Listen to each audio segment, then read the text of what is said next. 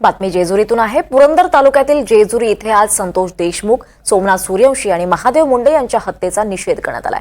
त्याचबरोबर या हत्येमध्ये सहभागी असलेल्या आरोपींना फाशीची शिक्षा दिली जावी अशी मागणी करण्यात आली आहे। जेजुरी येथील छत्रपती शिवाजी चौकात एकत्र येत आंदोलकांनी निषेध सभा देखील घेतली आहे। यावेळी या आंदोलकांनी धनंजय मुंडे यांनाही आरोपी करण्याची मागणी केली आहे। तर संपूर्ण महाराष्ट्रात संतोष भैया देशमुखांच्या हत्येमुळे एक संतापाची लाट आलेली आहे। अमानवी कृत्य होते।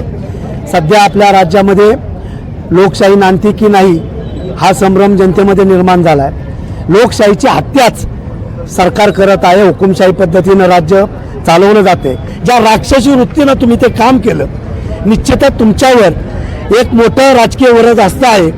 तमाम जेजुरीकरांच्या वतीनं शासनाला मागणी करण्यात आलेली आहे की या आरोपींना फाशीची शिक्षा झालीच पाहिजे, परंतु यांना वाचवणारा, यांना ताकद देणारा नेता म्हणजे माजी मंत्री धनंजय मुंडेंना, त्यांना सुद्धा या प्रकरणात सहआरोपी करावं ही महाराष्ट्रभरातून मागणी होते। तीच मागणी आम्ही जेजुरीकर करीत आहोत।